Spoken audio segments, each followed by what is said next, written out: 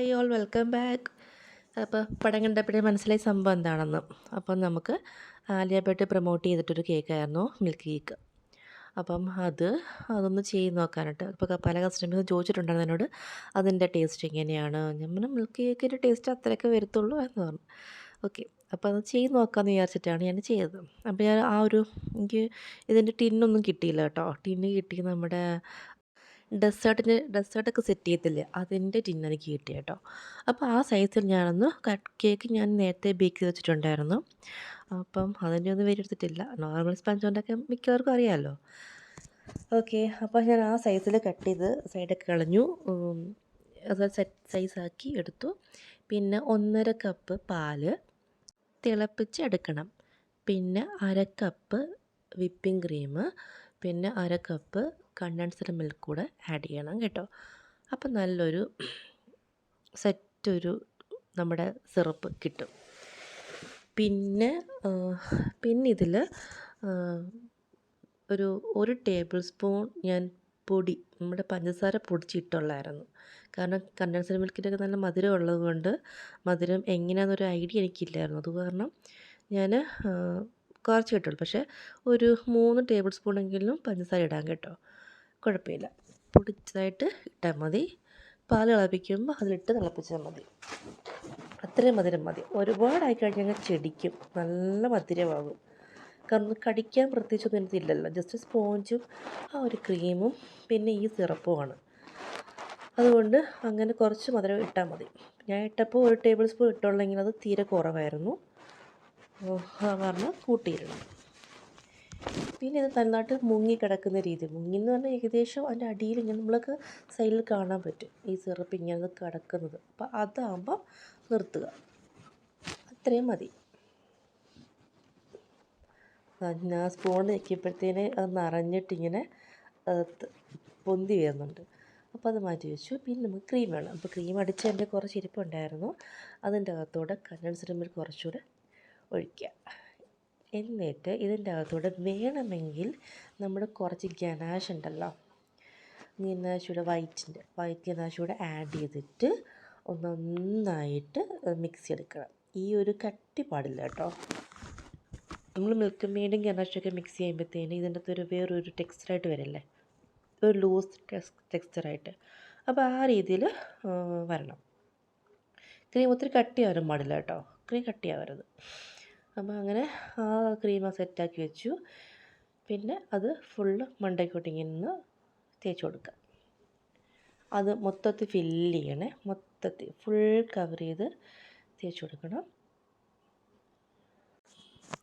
പിന്നെ ഇതിന് സ്ട്രോബെറി വാങ്ങിക്കാനായിട്ട് നടന്ന് സ്ട്രോബെറി കിട്ടിയില്ല. പിന്നെ എനിക്ക് ഡ്രൈ ഫ്രൂട്ട്സ് ആയിട്ടുള്ള സ്ട്രോബെറി ഡ്രൈ ആയിട്ട് വെക്കുന്നുള്ള ഉണ്ട്. അപ്പോൾ അത് ഞാൻ വാങ്ങിച്ചിട്ടാണ് സ്ട്രോബെറി മുകളിലായിട്ട് കട്ട് ചെയ്ത് വെച്ചിട്ടുള്ളത്. പിന്നെ അതിങ്ങനെ ഒന്ന് ഫിനിഷ് ചെയ്ത് എടുക്കുക, നന്നായിട്ട് ഫിനിഷ് ചെയ്യാം കേട്ടോ. ഇപ്പോൾ സൈഡിലൊക്കെ പറ്റിയിരിക്കുന്നതൊക്കെ ടിഷ്യൂ കൊണ്ടിട്ട് ഒന്ന് തുടച്ച് നീറ്റായിട്ട് വയ്ക്കുക. അപ്പോൾ അങ്ങനെ നീറ്റായിട്ട് വെച്ചിട്ട് പിന്നെ നമുക്ക് നൈഫ് എടുക്കുക. നമ്മൾ കേക്ക് കട്ട് ചെയ്യുന്ന നൈഫ് ഉണ്ടല്ലോ, അത് വെച്ചിട്ടാണ് ഞാനൊന്ന് അതിനെ ഷേപ്പ് ചെയ്തത്, നമ്മുടെ സ്ലൈസ് ചെയ്യുന്ന ഷേപ്പിൽ ഒന്ന് പ്രസ് ചെയ്ത് വയ്ക്കുന്നത്. ഇത് ഇപ്പോഴും ചെയ്യാം, പക്ഷേ നമുക്ക് പിന്നാണെങ്കിലും ചെയ്യാം. കട്ട് ചെയ്യാൻ പോകുന്നതിന് മുമ്പായാലും നമുക്ക് ചെയ്യാം, പ്രശ്നമൊന്നുമില്ല. പിന്നെ ഇങ്ങനെയാണ് വീഡിയോയിലും പലരൊക്കെ പറയുന്നതും കണ്ടതൊക്കെ. അപ്പോൾ പിന്നെ ആ രീതിയിൽ തന്നെ അങ്ങ് ചെയ്യാമെന്ന് വിചാരിച്ചിട്ട് എടുത്തു. പിന്നെ ഡ്രൈ ആയിട്ടുള്ള സ്ട്രോബെറിയാണിത്.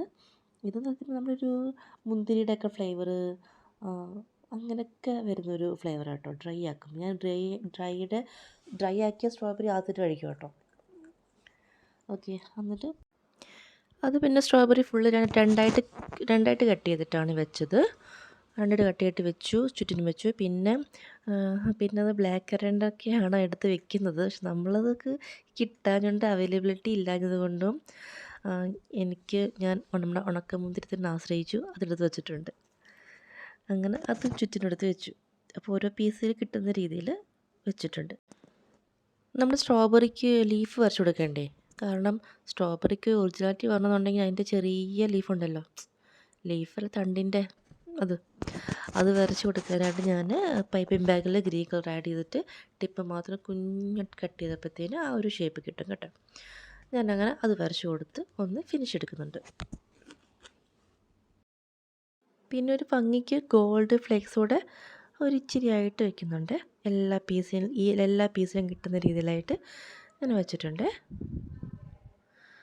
അപ്പോൾ നമുക്ക് ഫ്രിഡ്ജിൽ വയ്ക്കാം, നാളെ എടുക്കാം. അപ്പോൾ പിറ്റേ ദിവസം ഞാൻ പിറ്റേ ദിവസം എടുത്തു. മറ്റേ സിറപ്പിൻ്റെ ബാക്കി ഉണ്ടായിരുന്നു, അതും കൂടി ഒഴിച്ചിട്ടാണ് ഞാൻ കഴിച്ചത്. ഈ